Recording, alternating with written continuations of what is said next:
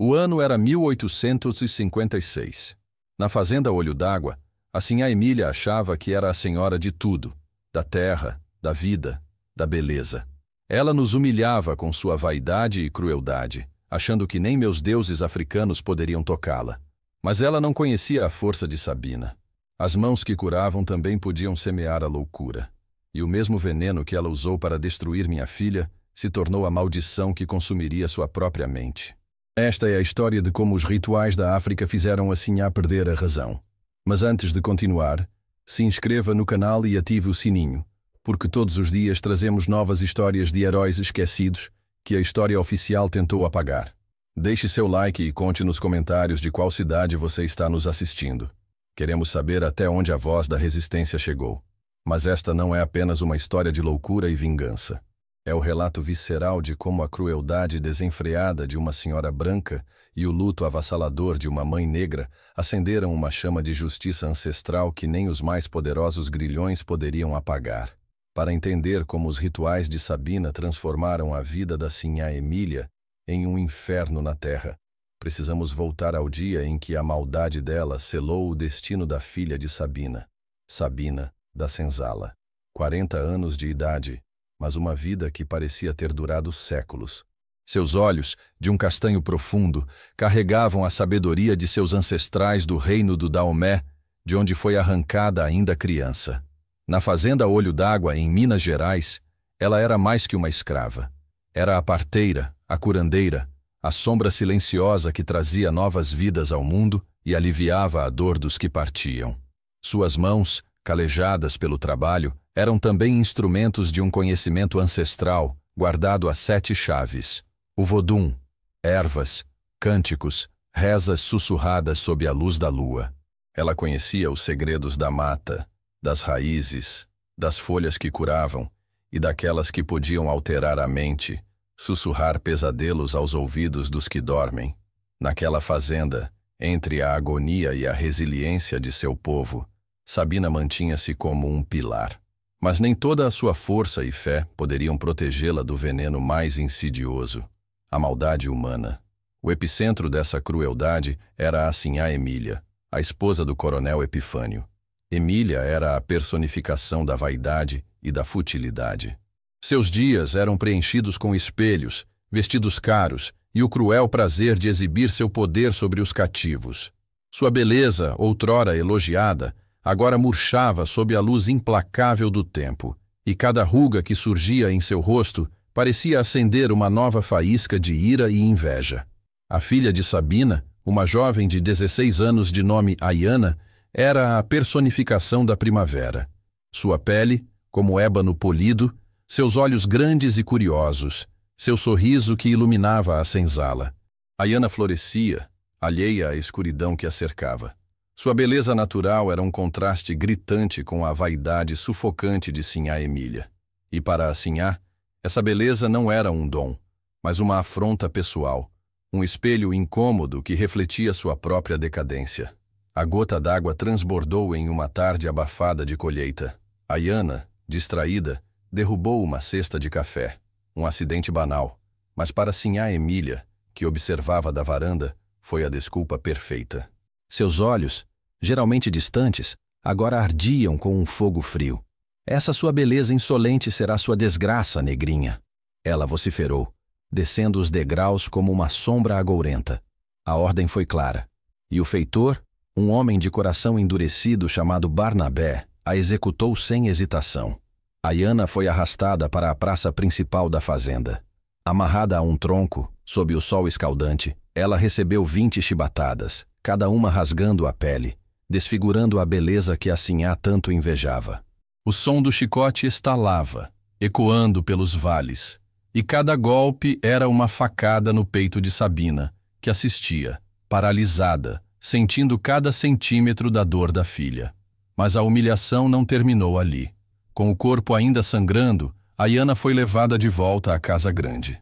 Sinhá Emília, com um sorriso distorcido nos lábios pintados, decretou o veredito final. Amanhã essa insolente será vendida, para um bordel em Paraty. Longe daqui, longe dos seus deuses, longe de você, Sabina. E virando-se para a mãe destroçada, Ela cuspiu as palavras que quebraram a alma de Sabina. Nem seus deuses africanos poderiam salvá-la de perder a filha. Eles são fracos, assim como você. A dor física de Ayana se misturava ao horror de ser vendida para uma vida de exploração. A dor de Sabina era ainda mais profunda. A perda da filha, a profanação de seu corpo e a zombaria da fé ancestral que ela tanto prezava. Naquela noite, enquanto embalava o corpo machucado de Ayana pela última vez, antes que ela fosse levada para sempre, algo se quebrou dentro de Sabina. A parteira, a curandeira, a mulher de fé, foi soterrada pela mãe de luto, e no lugar dela nasceu uma sombra gélida, impulsionada por uma sede de justiça que se alimentaria da própria loucura. O ano era 1856. Na fazenda Olho d'Água, a sinhá Emília achava que era a senhora de tudo, da terra, da vida, da beleza. Ela nos humilhava com sua vaidade e crueldade, achando que nem meus deuses africanos poderiam tocá-la. Mas ela não conhecia a força de Sabina. As mãos que curavam também podiam semear a loucura. E o mesmo veneno que ela usou para destruir minha filha se tornou a maldição que consumiria sua própria mente. Esta é a história de como os rituais da África fizeram a sinhá perder a razão. Mas antes de continuar, se inscreva no canal e ative o sininho, porque todos os dias trazemos novas histórias de heróis esquecidos que a história oficial tentou apagar. Deixe seu like e conte nos comentários de qual cidade você está nos assistindo. Queremos saber até onde a voz da resistência chegou. Esta não é apenas uma história de vingança. É o testemunho silencioso de como a opressão mais vil e a dor mais profunda podem desenterrar um poder ancestral adormecido. É a saga de Sabina, uma mulher que, arrancada de sua terra natal, o reino do Daomé, encontrou na magia de seus antepassados a única forma de justiça contra uma crueldade sem limites. Para entender a maldição que se abateu sobre a sinhá Emília, precisamos voltar ao dia em que o sorriso de sua filha, Ayana, foi brutalmente arrancado. Sabina da Senzala, 40 anos de idade, mas uma vida que parecia ter durado séculos, marcada pelo sol escaldante da roça e pelos ventos frios da saudade. Seus olhos, de um castanho profundo, carregavam a sabedoria das curandeiras de Daomé, sua terra natal. Chegou ao Brasil ainda menina, com os pés descalços e a cabeça cheia de cânticos e mistérios que nem a travessia do oceano pôde apagar. Na fazenda Olho d'Água, nas colinas de Minas Gerais, Sabina era mais que uma escrava. Era a parteira, a benzedeira, a conhecedora das ervas. Suas mãos calejadas pelo trabalho eram as mesmas que acalmavam a febre de uma criança ou traziam alívio para uma dor de parto.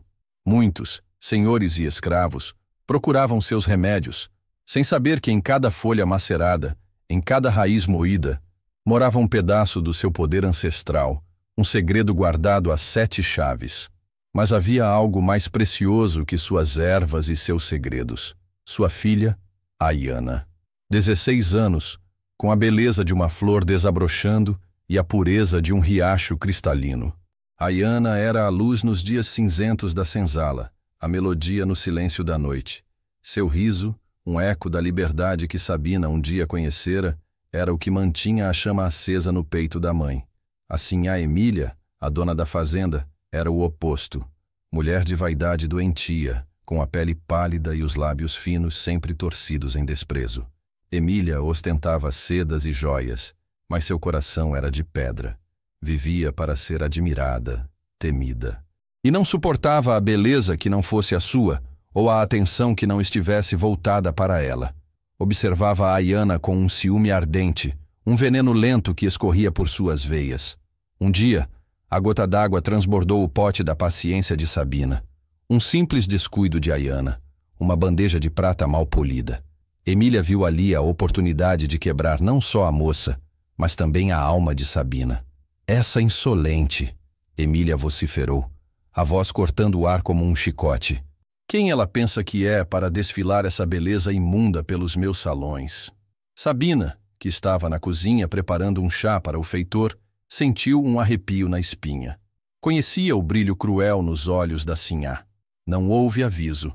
Emília ordenou que Ayana fosse levada para o centro do pátio. O feitor, Um homem de mãos grossas e alma vazia amarrou a jovem a um poste. Sabina correu, seus pés quase voando, o coração batendo como um tambor de guerra. Não!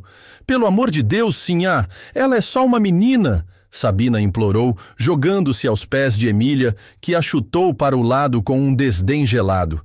Saia daqui, feiticeira! Seus deuses não salvam ninguém nesta fazenda! Emília gritou, sua risada histérica ecoando enquanto o chicote rasgava a carne de Ayana.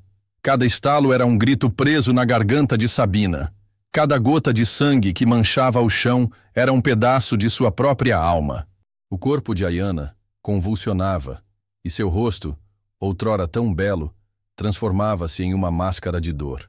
Quando a surra acabou, Ayana jazia em uma poça de seu próprio sangue, desfigurada, mal respirando. Mas a crueldade de Emília não parou ali. Enquanto Sabina tentava em vão estancar o sangue da filha, Emília se aproximou, o sorriso sádico iluminando seu rosto pálido. Ela não serve mais para esta casa. Sua beleza agora é apenas uma lembrança podre, Emília declarou, cuspindo no chão perto de Ayana. E você, velha curandeira? Seus deuses não puderam salvá-la de perder a filha? Puderam? Eu a vendi. Para um bordel, longe daqui.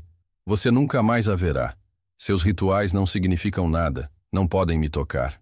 Aquelas palavras, seus rituais não podem me tocar, cravaram-se no coração de Sabina como uma adaga de gelo.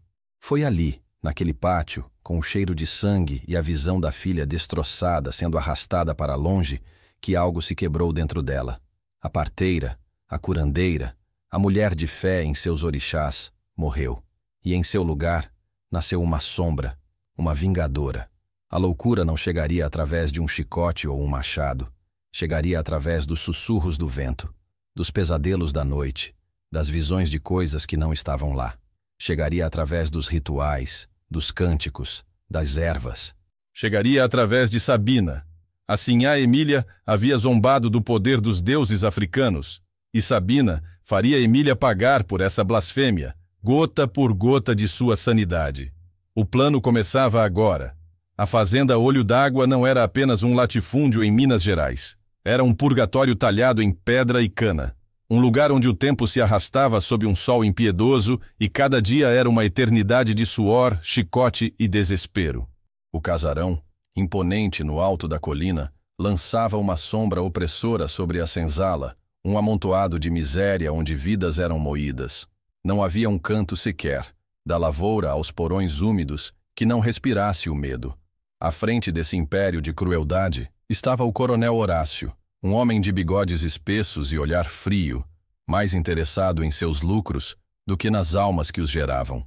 Mas o verdadeiro terror, a sombra que pairava sobre todos, era a sinhá Emília. Ela era a rainha tirana, a senhora do tédio e da vaidade. Seus dias eram preenchidos com a busca por adornos, espelhos e, acima de tudo, a afirmação de seu poder absoluto. Não suportava ser contrariada, muito menos que algo ou alguém ousasse ofuscá-la. Seu prazer mais sádico era desfigurar a beleza, humilhar a dignidade. O feitor mor, Balbino, um homem corpulento com um chicote que parecia uma extensão de seu próprio braço, era o executor de suas vontades. Seus olhos pequenos e injetados de sangue eram o prenúncio de dor. Um simples atraso, um olhar supostamente insolente, um copo d'água derramado, bastava para despertar a fúria de Emília, e Balbino era a ferramenta perfeita para saciá-la.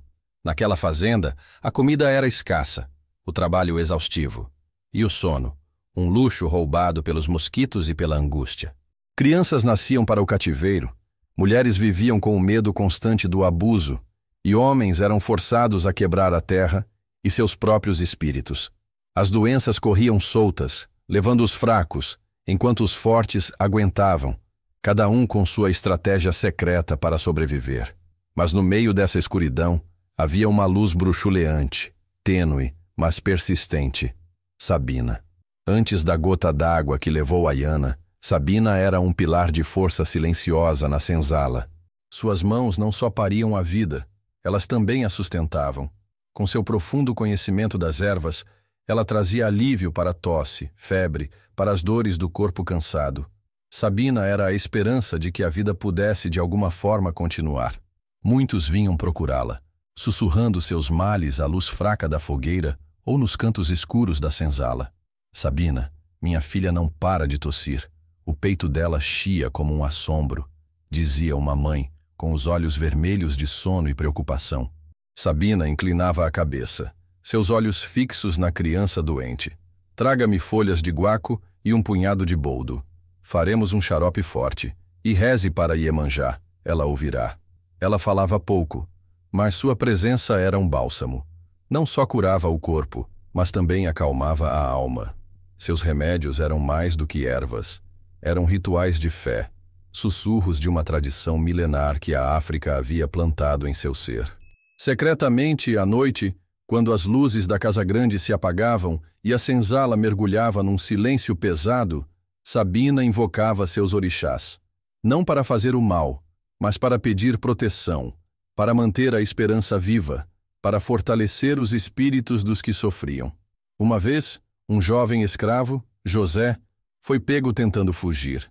Balbino o arrastou de volta, prometendo uma surra exemplar no dia seguinte, à vista de todos. José estava pálido de medo. Sua mãe correu até Sabina. Sabina, por favor! Eles vão matar meu menino!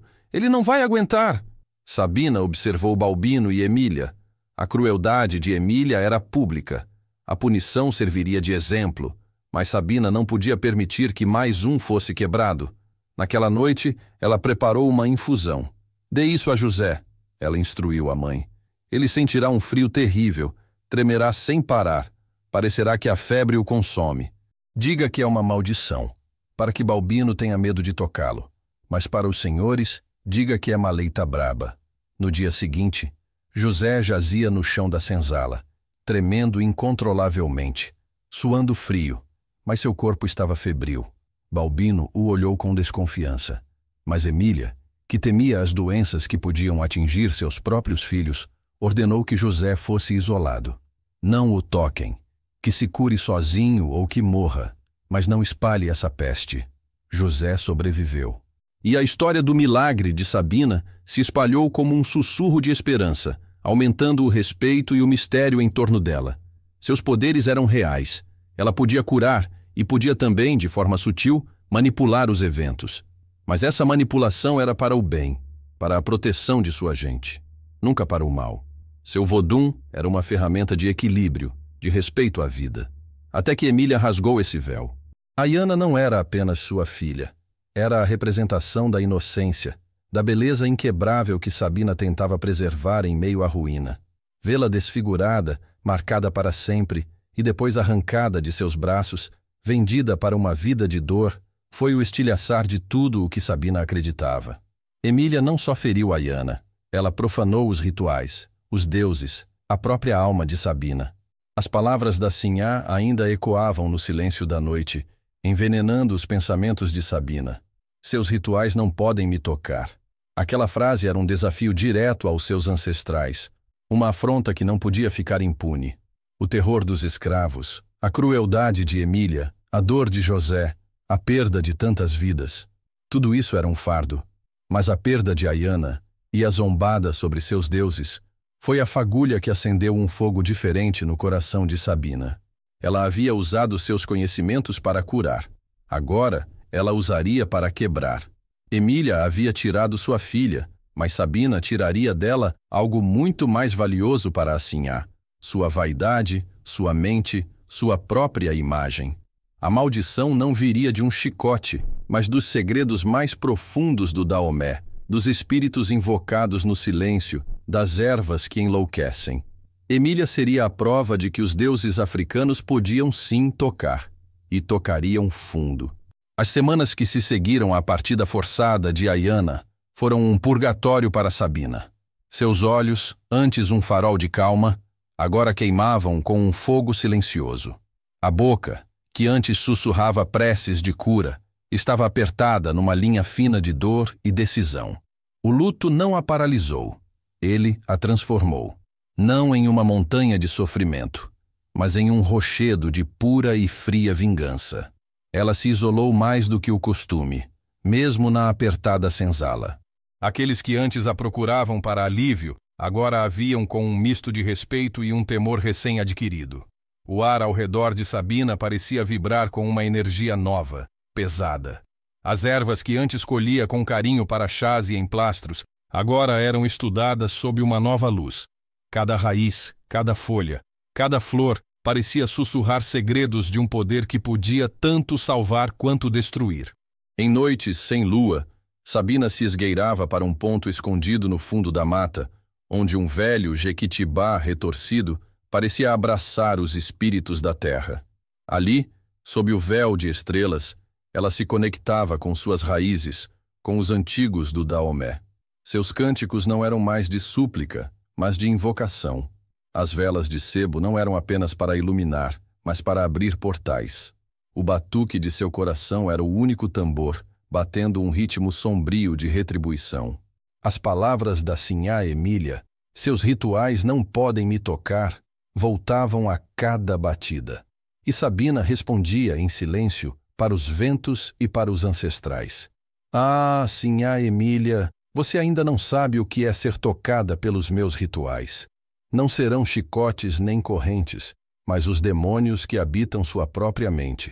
A loucura será sua escravidão, e eu serei sua mestra.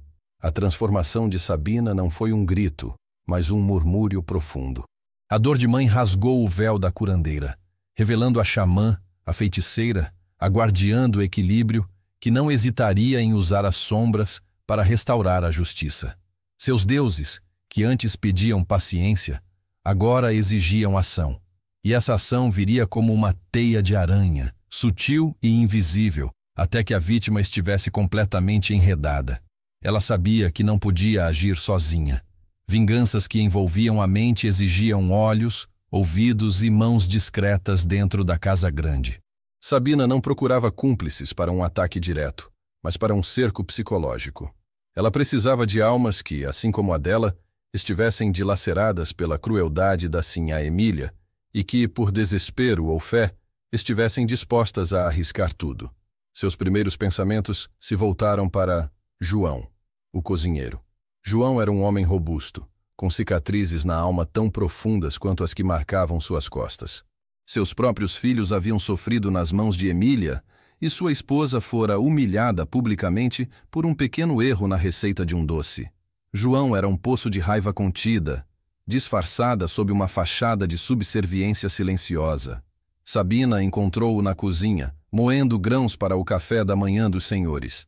O calor do fogo da fornalha não dissipava o ar gélido de sua tristeza. João, Sabina murmurou, sua voz quase um sussurro no zumbido do moinho. Seus ombros estão pesados, meu filho. A carga do senhorio é demais para um só homem. João parou de moer, os olhos fixos na pedra. A carga de todos nós, Sabina.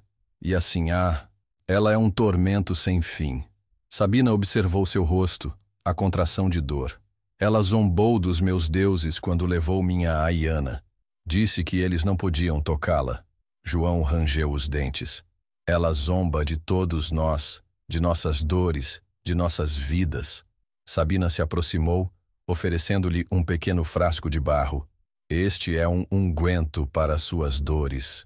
Mas me diga, João, você já viu o que a raiva faz com a mente de quem se acha intocável? O cozinheiro olhou para ela e na profundidade de seus olhos cansados, Sabina viu uma faísca, não de medo, mas de uma compreensão sombria.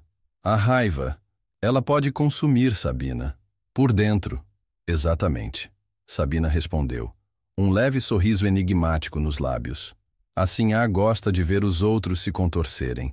Mas e se ela mesma começasse a se contorcer? Em sua própria mente? João não respondeu de imediato.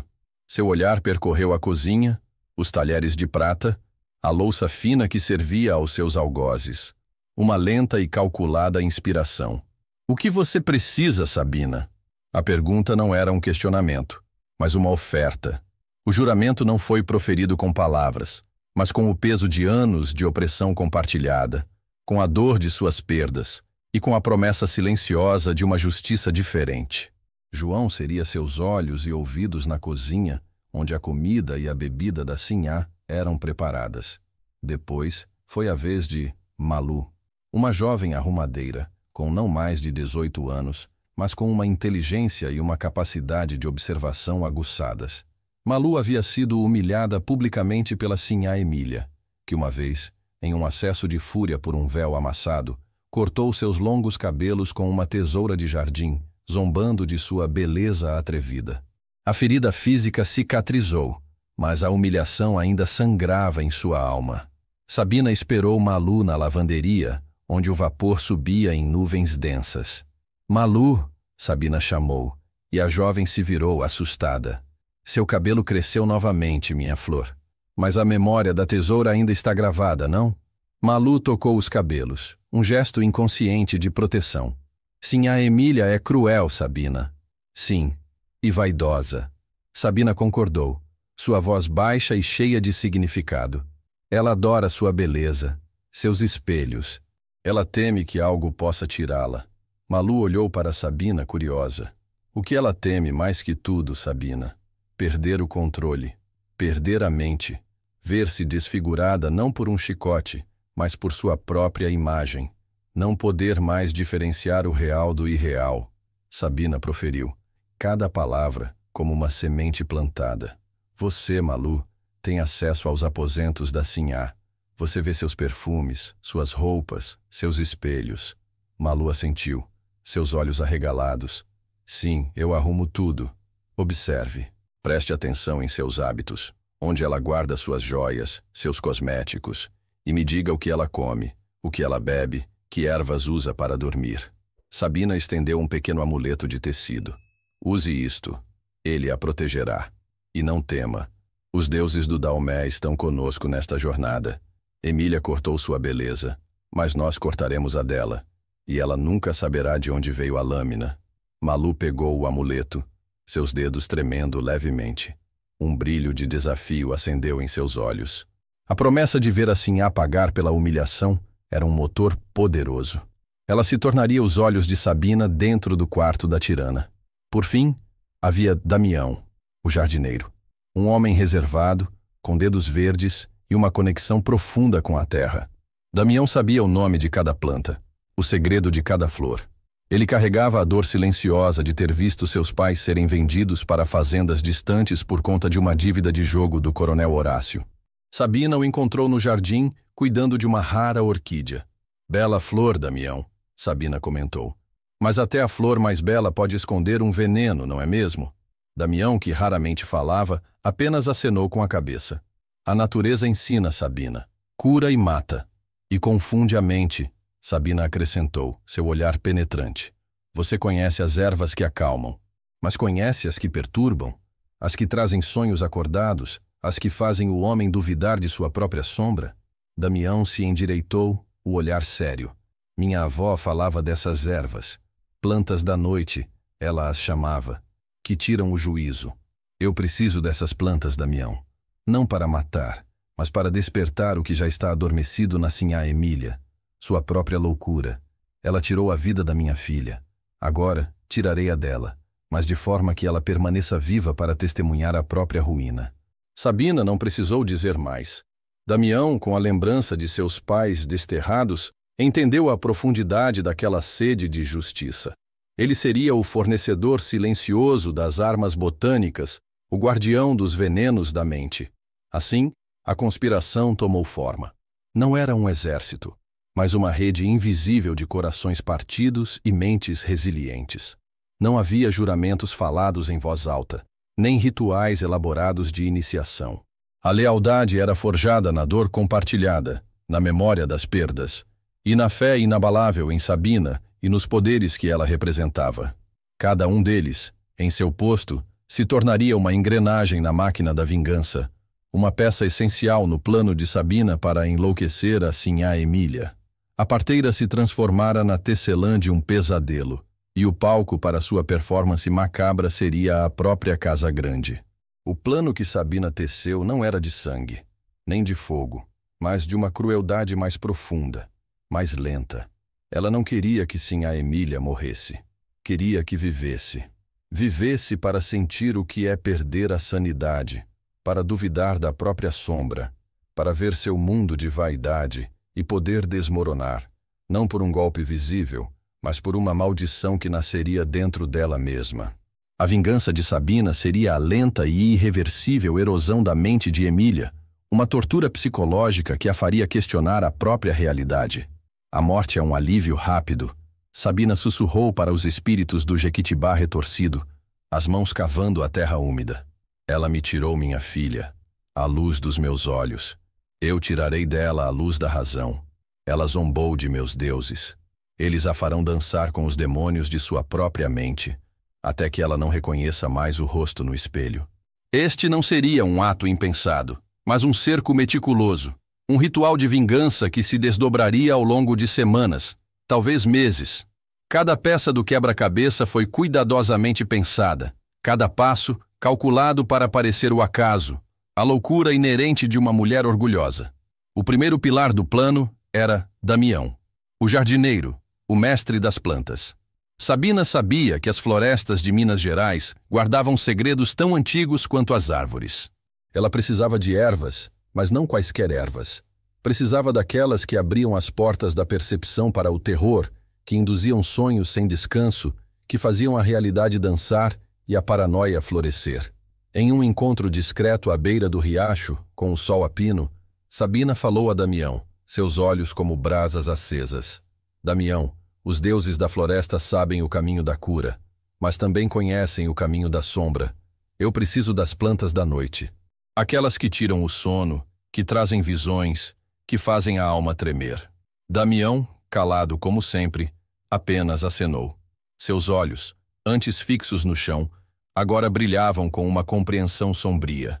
Ele sabia onde encontrar a erva do diabo, uma flor roxa que crescia em lugares úmidos e escuros, e cujas sementes e folhas, em doses mínimas, podiam causar alucinações vívidas e paranoias. Conhecia a dormideira brava, que, usada com sabedoria, causava insônia prolongada e ansiedade extrema. E o cipó da loucura, que alterava a percepção da realidade, fazendo o mundo girar. Damião passou as semanas seguintes mergulhado na mata, seus dedos verdes trabalhando com reverência e terror. Ele coletava as plantas com o cuidado de um cirurgião, sabendo que um erro na dose poderia matar, e a morte não era o que Sabina buscava. Ele as secava à sombra, as moía em pilões de pedra que ele mesmo esculpira, transformando-as em pós finos, quase invisíveis, ou em extratos concentrados, inodoros e insípidos. Cada grama era uma promessa de tormento para a sinhá Emília. O arsenal estava sendo montado. Em seguida, veio a parte de João, o cozinheiro, o infiltrado na mesa dos senhores. Era ele quem controlava o que Emília comia e bebia, sua rotina de refeições e seus hábitos. A sinhá era particularmente apegada a um chá de camomila que tomava antes de dormir e a um doce de figo com canela que era servido no lanche da tarde. Sabina instruiu João em um sussurro, enquanto ele descascava batatas para o jantar dos senhores. João, o veneno não será uma dose única. Será uma gota, depois outra e outra, até que o pote transborde. Damião trará os pós. Você os colocará no chá dela, no doce. Uma pitada, mal perceptível. Que seja parte da comida que ela tanto aprecia. Que ela confie. João engoliu em seco, seus olhos marejados de lembranças. No chá, no doce, ela não sentirá? Não. Serão doses tão pequenas que apenas se acumularão, como a sujeira nos cantos de um quarto. O corpo dela vai absorver. A mente vai sentir. Primeiro virá a insônia. Depois os sonhos ruins. Então, a dúvida. E finalmente a quebra. Ninguém desconfiará da comida. Ela vai achar que é a idade, o calor, os nervos fracos dela. João, com a mente cheia da imagem de seus filhos sendo chicoteados, assentiu com firmeza. Ele usaria sua habilidade na cozinha não para alimentar, mas para envenenar a alma. Ele dominaria a arte da dosagem, o mistério da mistura, garantindo que o amargor do sofrimento estivesse sempre presente, mas nunca detectável. Por fim, a mais sutil e perigosa das tarefas ficou para Malu, a jovem arrumadeira. Malu tinha acesso irrestrito aos aposentos da Sinhá Emília, ao seu santuário de vaidade. Era ali que a manipulação psicológica seria mais intensa, mais pessoal. A Sinhá era obcecada por sua imagem, por perfumes, óleos e espelhos. Sabina explicou a Malu, em um canto escuro da lavanderia, o cheiro de sabão pairando no ar. Malu, a Sinhá vive para sua imagem, para o que ela vê no espelho, para os cheiros que a adornam. Nós usaremos isso contra ela. Malu ouvia com atenção, seus olhos como fendas de pura concentração. Os pós de Damião serão misturados aos perfumes dela, nos óleos que ela passa na pele, nos cremes para o rosto, até na água do banho. O corpo dela absorverá a maldição por todos os poros. Ela inalará o tormento a cada inspiração. Sabina instruiu. Mas não é só isso. Você entrará no quarto dela e fará pequenas mudanças, quase imperceptíveis. Um objeto fora do lugar, um véu amassado que não estava, um espelho ligeiramente torto. Coisas que a farão duvidar de sua própria memória, de sua própria sanidade. E você sussurrará, Malu. Sussurrará nos cantos do quarto, quando ela não estiver lá. Palavras sobre sombras, sobre olhos que observam, sobre o preço da vaidade. Malu apertou as mãos. A ideia de entrar no covil da tirana e semear a dúvida era assustadora, mas a chama da vingança era mais forte. Ela seria a sombra nos aposentos da Sinhá, a mão que rearrumava o caos, a boca que sussurrava os medos. O plano era engenhoso em sua simplicidade e crueldade. Não haveria marcas físicas, apenas as cicatrizes invisíveis na mente. A arma principal seria a manipulação da realidade de Emília.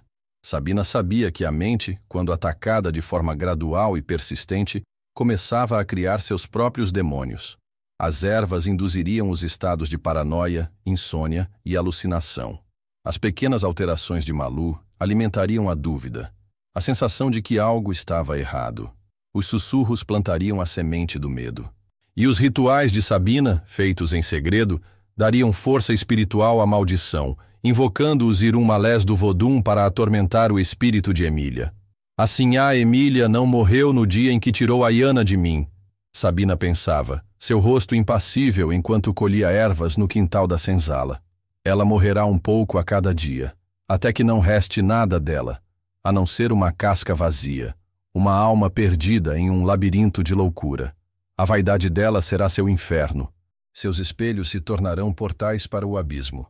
O Natal, o Dia de Reis, as festas dos brancos não teriam importância para este plano.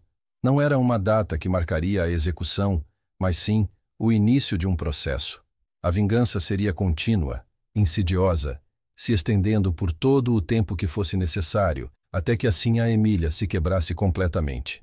A paciência de Sabina era infinita, alimentada pela dor de sua perda e pela certeza de que seus deuses fariam justiça. A inteligência de Sabina residia em sua compreensão profunda, não apenas das ervas, mas da psique humana. Ela sabia que Emília, com sua obsessão por controle e aparências, seria a vítima perfeita para um ataque à sua percepção da realidade. A cada dia, Emília duvidaria mais de si mesma, de seus empregados, de seu próprio marido. As sementes da loucura seriam plantadas nos lugares mais íntimos e seguros de sua vida, transformando sua própria casa em uma prisão de horrores invisíveis.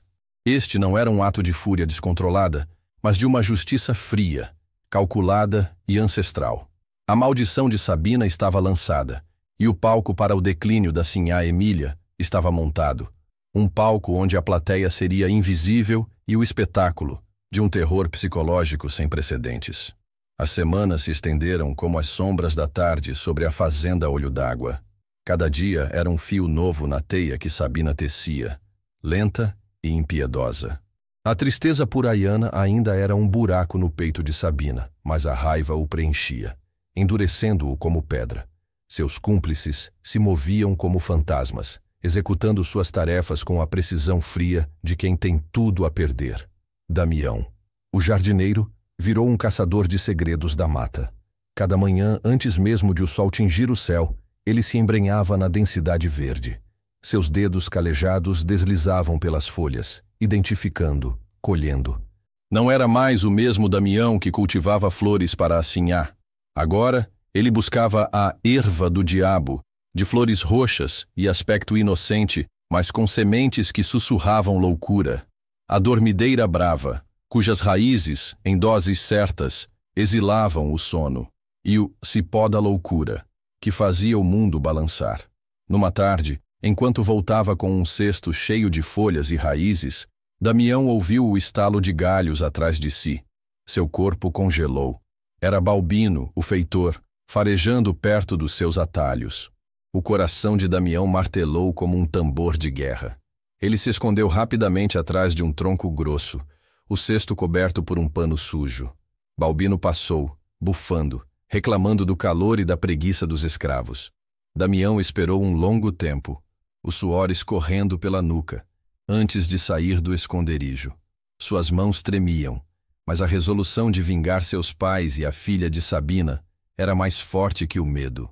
As ervas eram piladas em um pilão escondido, transformadas em pós finos, misturas secas e óleos que Damião entregava a Sabina em encontros furtivos na beira do rio, sob a cobertura do anoitecer. Na cozinha, João se tornou um alquimista silencioso. A cada manhã, Emília pedia seu chá de camomila. A cada tarde, seu doce de figo. E em cada um deles uma pequena pitada quase invisível dos pós de Damião. João aprendera com Sabina a dosagem exata. Uma quantidade tão ínfima que não alterava o sabor, mas que começaria a trabalhar, célula por célula, na mente da Sinhá. Certa vez, enquanto João preparava a infusão de camomila, Emília entrou na cozinha. Seus olhos, afiados como facas, inspecionaram tudo. "O que é este cheiro, João?" ela perguntou, farejando o ar. João, com o coração na garganta, respondeu com a voz mais calma que pôde. "É o cheiro da raiz forte, Sinhá. Para o caldo do coronel." Ele colocou um punhado de raiz forte na tábua, desviando a atenção dela. Emília se aproximou da chaleira onde o chá dela estava sendo coado. João, em um movimento imperceptível, com a colher que mexia o caldo, deixou cair um pingo do extrato da erva do diabo no chá. A sorte, ou os ancestrais, estava ao seu lado. Emília apenas bufou, satisfeita por não encontrar nada que a desagradasse. "Pois que seja rápido, estou com dor de cabeça", ela resmungou saindo da cozinha. João soltou o ar que nem sabia que prendia. O suor frio escorria por sua testa. A cada gota adicionada, a cada pó misturado, ele sentia o peso de sua responsabilidade, mas também a doçura da vingança que se aproximava. No casarão, Malu era a sombra que se movia pelos aposentos da Sinhá Emília. Cada dia, um pequeno ato de desestabilização. Uma joia deixada em um lugar incomum. Uma gaveta de lenços que Malu sabia estar fechada, agora estava ligeiramente aberta.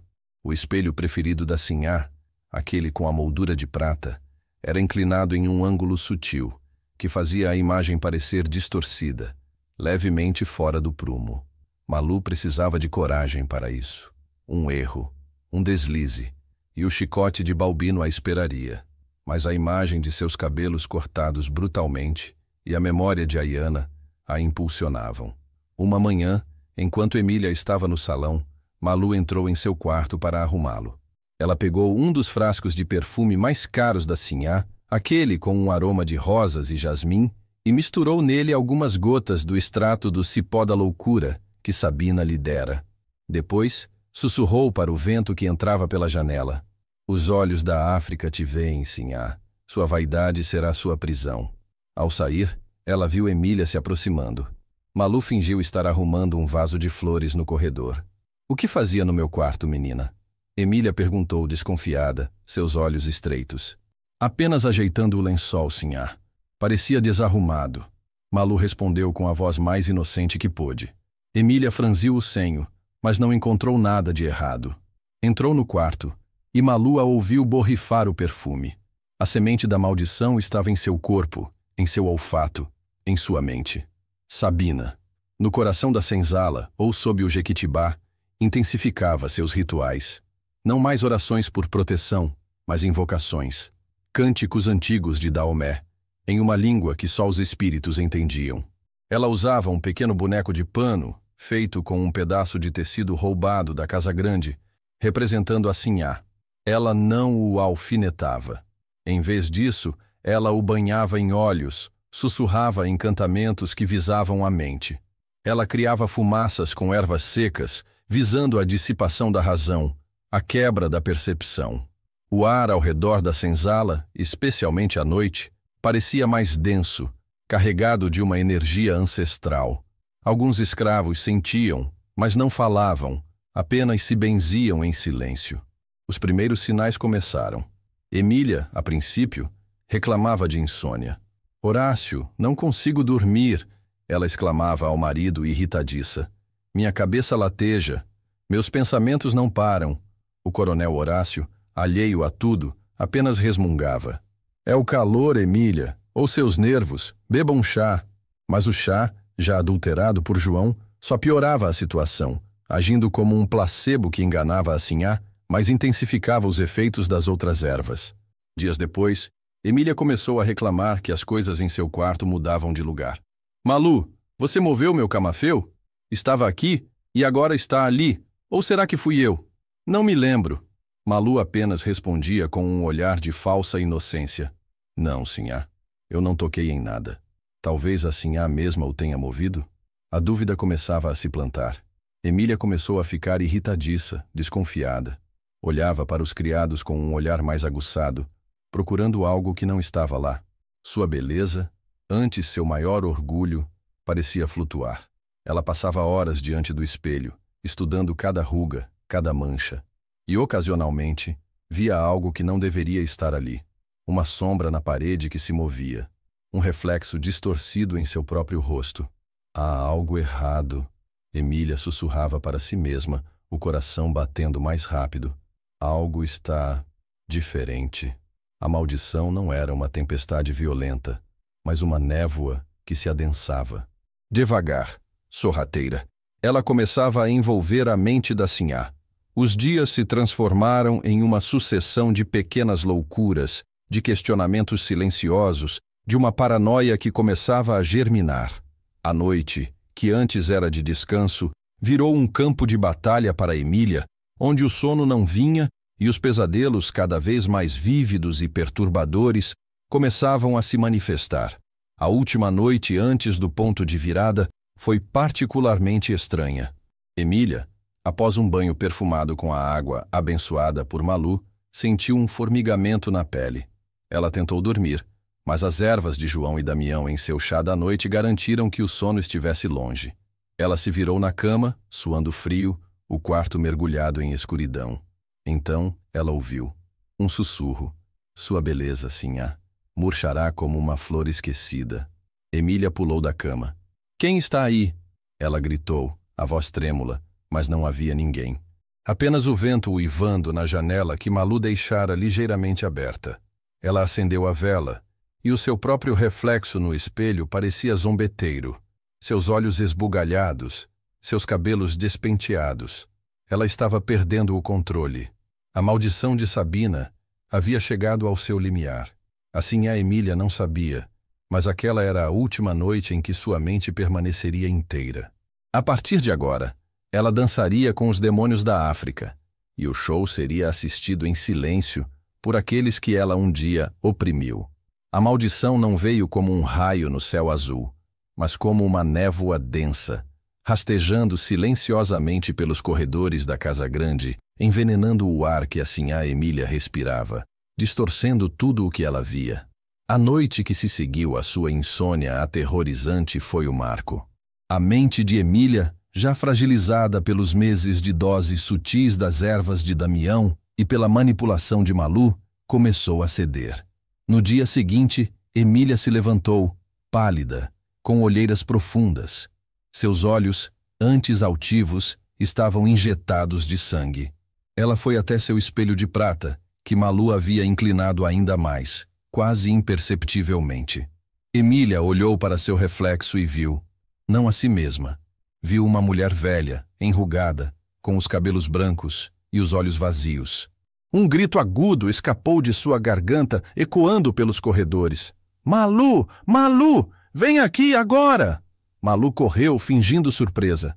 Sim, Sinhá. Veja! Veja o que este espelho mostra. Quem é esta velha? Não sou eu. Você trocou meu espelho, não foi? Emília apontava freneticamente para o reflexo, os dedos trêmulos. Malu olhou com falsa inocência. Mas Sinhá, é a própria Sinhá no espelho. A senhora está apenas um pouco cansada. As palavras de Malu só alimentaram a fúria de Emília. Cansada? Não me chame de mentirosa. Eu não sou esta velha. Alguém está me pregando uma peça.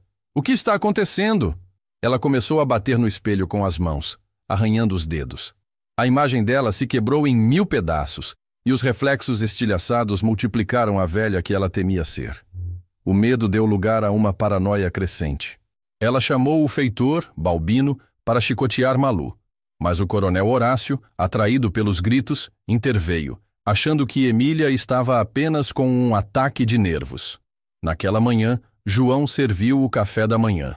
Emília empurrou a xícara de lado. Não beberei mais esse chá.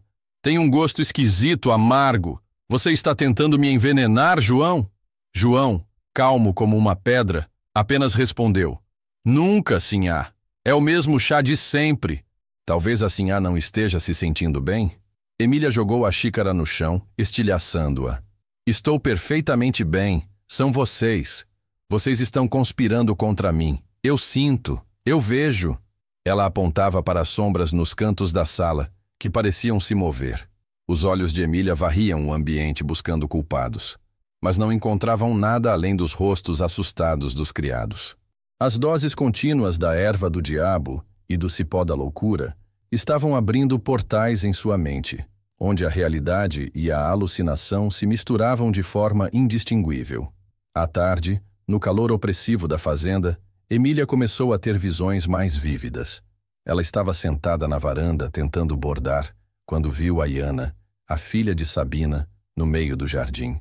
Mas não era a Ayana de antes. Era uma figura fantasmagórica, com os olhos vazios e o corpo coberto de chagas, exatamente como ela a deixara após a chicotada. Você voltou? Emília sussurrou, o bordado caindo de suas mãos. O fantasma de Ayana não falou, apenas apontou um dedo fino e acusador para Emília, depois para os arbustos de onde Damião colhia suas ervas. A imagem então se dissolveu no ar, como fumaça. Emília se levantou, cambaleante. Ayana, o que você quer de mim? Ela correu para o jardim arrancando as flores, pisoteando os canteiros. Saia de minha vista. Vá embora, assombração. Damião, escondido atrás de uma roseira, observava. O rosto de Sabina, impassível. A justiça poética começava a se desenrolar. A beleza que Emília tanto buscava e tentava destruir nos outros, agora, era sua própria ruína. A noite trouxe o clímax do terror psicológico. Emília, trancada em seu quarto, não conseguia dormir. A insônia era seu castigo constante. Os sussurros que Malu havia plantado nas paredes agora eram vozes que se amontoavam em sua cabeça.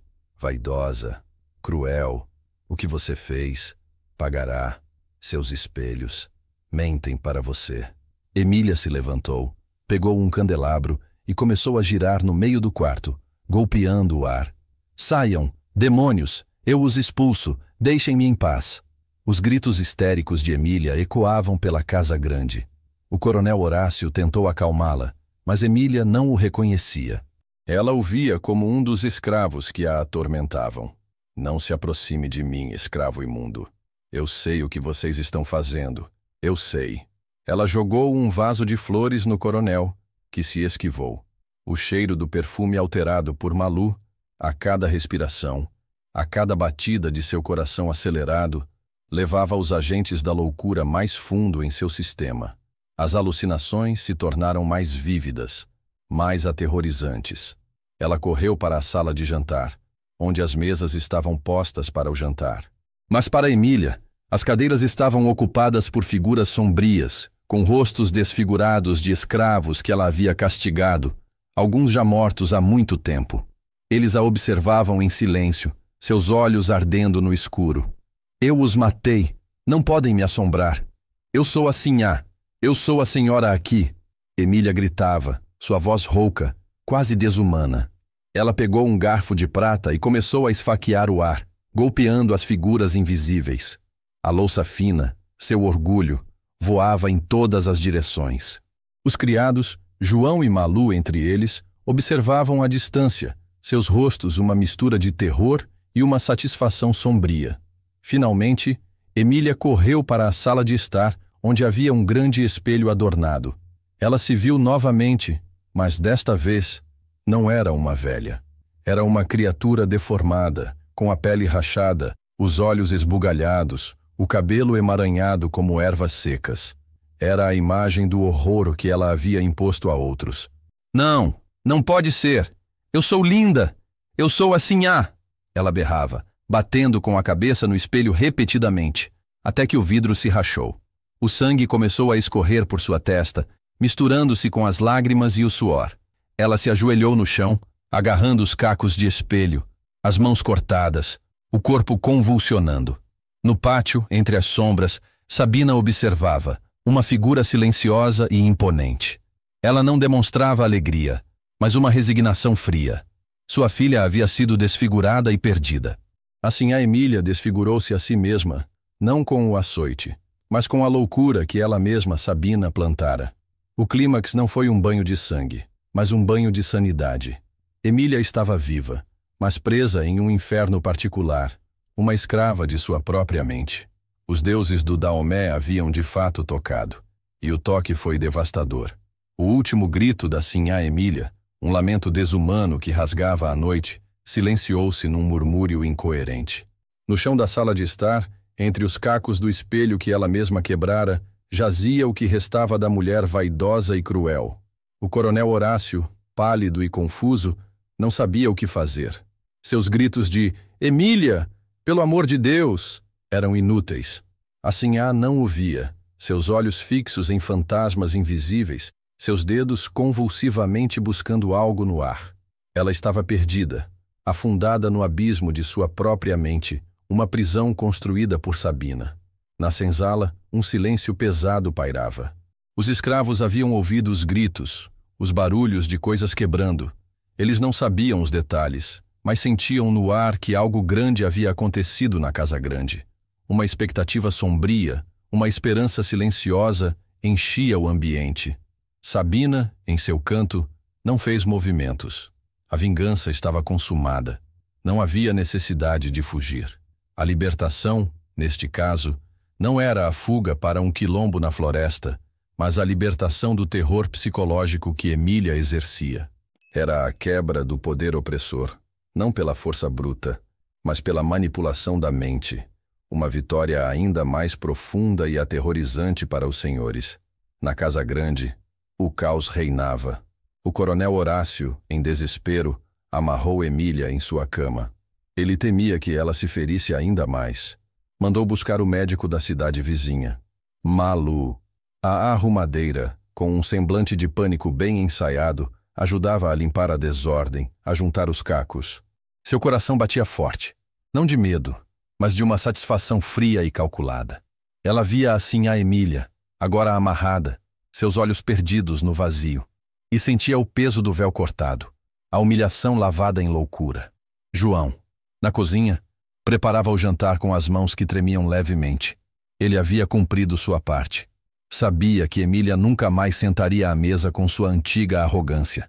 A comida que ele preparava agora seria para um fantasma de mulher, para uma mente que comia demônios. Damião, no jardim, ouvia os burburinhos.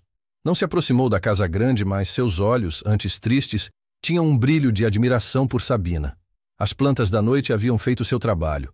O médico, o Dr. Afonso, chegou no dia seguinte, um homem de semblante austero e olhar cansado. Ele examinou Emília, que se contorcia e gritava palavras desconexas sobre assombrações e rostos desfigurados. Nervos, coronel. Pura histeria feminina. O calor, o estresse da fazenda. Mulheres são criaturas delicadas, disse o médico com um tom condescendente. Ele receitou chás calmantes, que Sabina sabia serem ineficazes, e repouso absoluto. Mantenha-a isolada e se certifique de que não tenha objetos cortantes por perto. O coronel Horácio aceitou o diagnóstico, aliviado por não ser algo mais inexplicável. Ele instruiu Balbino a redobrar a vigilância sobre Emília, mantendo-a isolada em seu quarto, sob o cuidado de 2 escravas, mas sem chicotes, sem violência. Não a irritem mais. Ela já está doente. A notícia da doença da sinhá Emília se espalhou como fumaça pelos arredores da fazenda Olho d'Água. De boca em boca, de senzala em senzala, de feitor para feitor, a história tomava contornos míticos. Os escravos da própria fazenda sabiam a verdade. Não era histeria, não eram nervos. Era a maldição de Sabina. Eles não falavam abertamente, mas os olhares, os sussurros, os toques de mão eram suficientes. Uma corrente de esperança e temor perpassava a comunidade escravizada. Dizem que a sinhá não dorme, sussurrava um. Dizem que ela vê fantasmas de escravos, respondia outro. Dizem que ela rasgou o próprio rosto no espelho, cochichava um terceiro.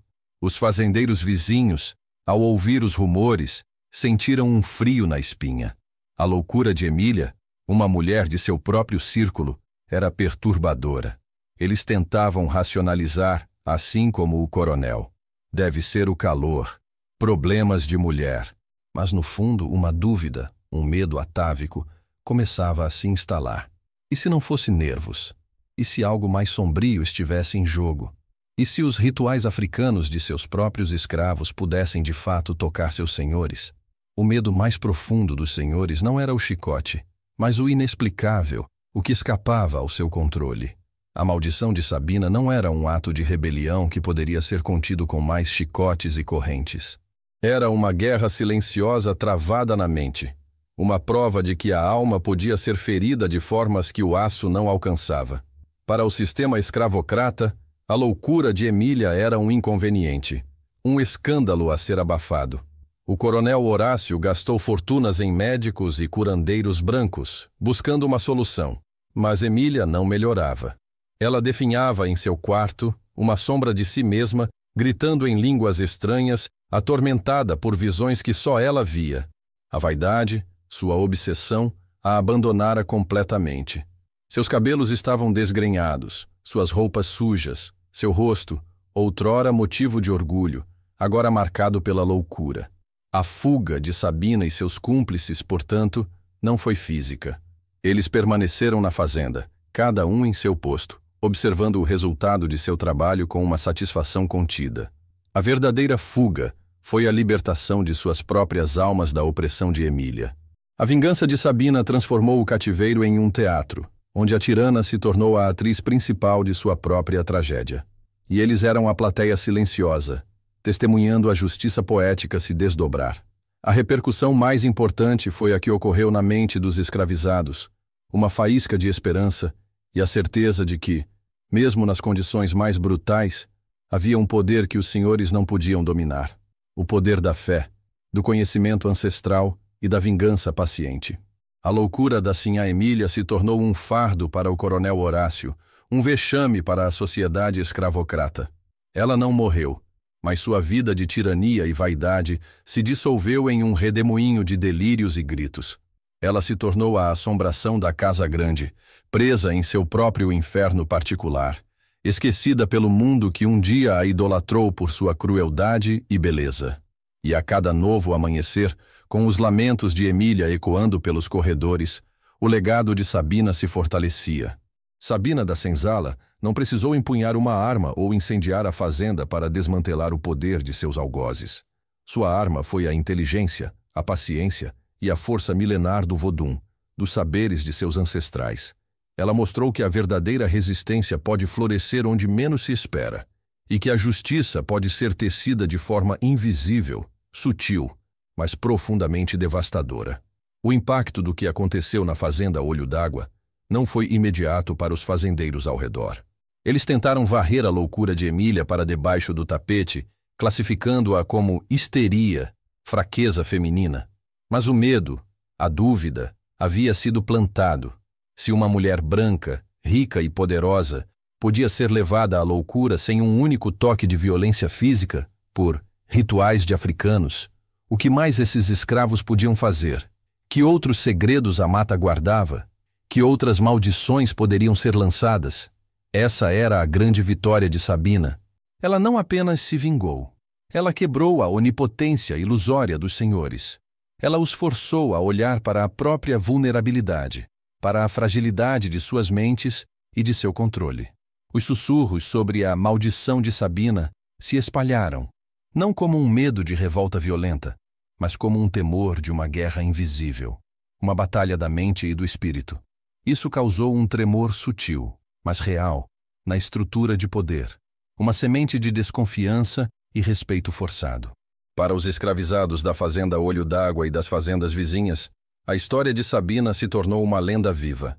Sabina, a parteira, a curandeira, que havia perdido sua filha e, em vez de definhar, se transformou em uma força da natureza. Ela não prometeu liberdade física imediata, mas entregou algo talvez mais potente. A prova de que, mesmo acorrentados, eles possuíam um poder que os brancos não entendiam e não podiam dominar.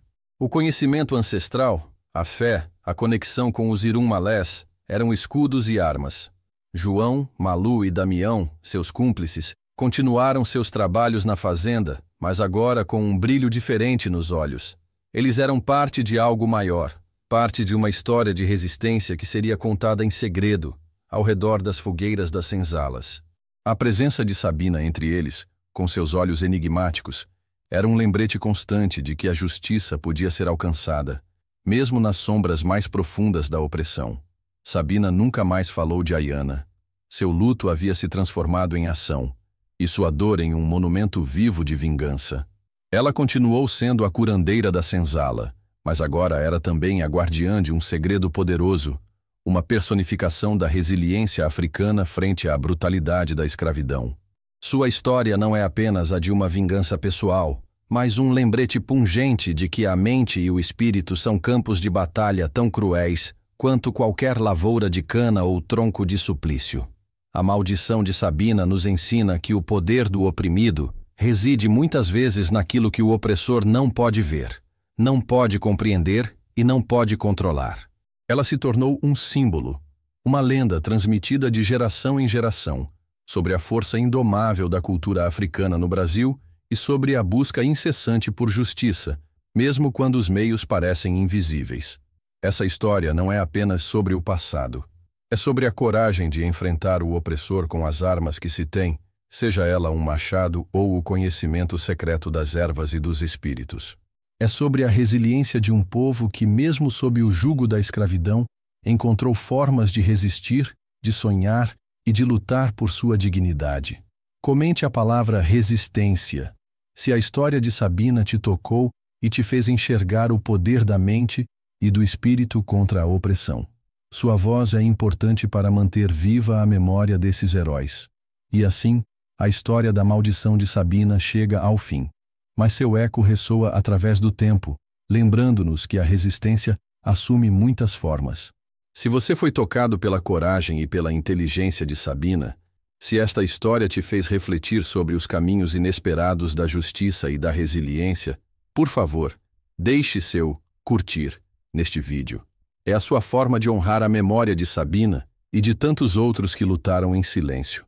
Para não perder nenhuma dessas narrativas épicas e viscerais que a história oficial tentou apagar, inscreva-se no canal agora mesmo e ative o sininho para receber as notificações.